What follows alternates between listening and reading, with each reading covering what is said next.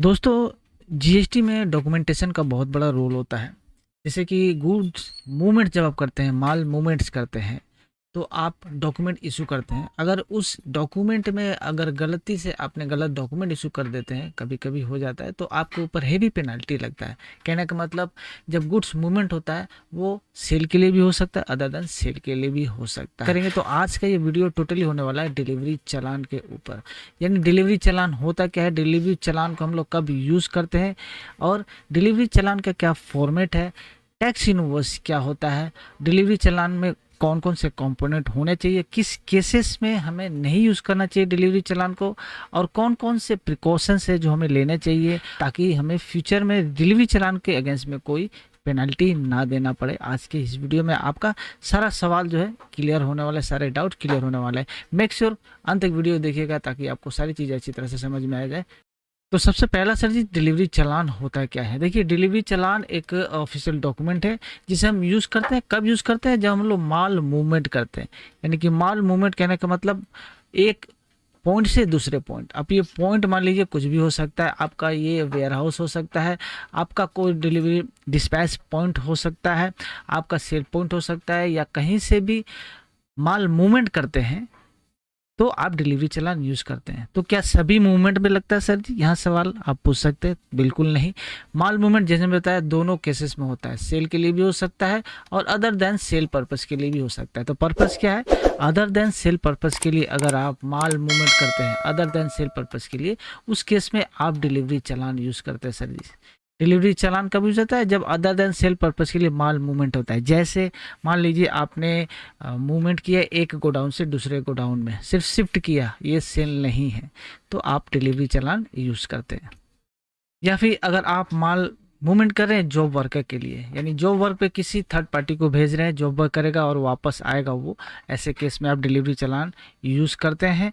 Approval basis पे माल अगर भेजते हैं तो अप्रूवल बेसिस होता है ना भैया, कुछ दिन यूज़ करते हैं कस्टमर, उसके बाद अप्रूवल होता है, फिर जाकर वो कैश में ट्रांसफ़र होता है। तो जब तक कैश में ट्रांसफ़र नहीं होता है तब तक भाई वो जो फिजिकली जब माल इनिशियली मूवमेंट होता है वो अदर देन सेल ही होता है, और उससे जो है डिलीवरी चालान पे ही मूवमेंट करवाया जाता है।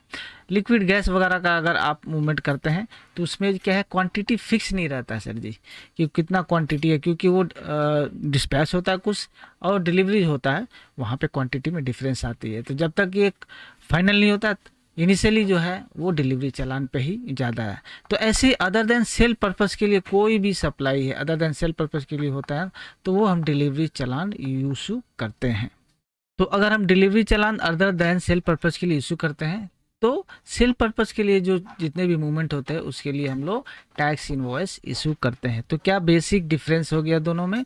बेसिक डिफरेंस हो गया कि जो भी मूवमेंट हो, जो भी गुड्स का मूवमेंट होता है अदर देन सेल पर्पस के लिए, वो डिलीवरी चालान के अगेंस्ट में होता है, क्योंकि वो सेल नहीं होता है। और जो सेल हो जाता है, सेल कंफर्म रहता है, वो मूवमेंट होता है जिसमें हम लोग ओनरशिप जो है वो चेंज करते हैं, वैसे केसेस में जो है टैक्स इनवॉइस इशू होता है। ये बेसिक डिफरेंस है दोनों में। अब चलिए भैया, मान लीजिए कि क्या कंपोनेंट होते हैं। तो देखिए, डिलीवरी चालान और टैक्स इनवॉइस का मोटा मोटी एक ही फॉर्मेट होता है, एक ही सारे कंपोनेंट होते हैं। बेसिक थोड़ा सा डिफरेंस होता है, यहाँ डिलीवरी चालान रहता है और उसमें टैक्स इनवॉइस। कंपोनेंट ऑलमोस्ट मोटा मोटी सेम ही रहता है। क्या क्या कंपोनेंट भैया? डिलीवरी चालान में आपका सीरियल नंबर एक होना चाहिए, डेट होना चाहिए, और बिल टू शिप टू बिल्कुल होना चाहिए, यानी कि कहाँ से माल जा रहा है, कहाँ किसको माल जा रहा है, उसका प्रॉपर एड्रेस रहना चाहिए, जीएसटी नंबर होना चाहिए भैया, कस्टमर का भी और सप्लायर का भी।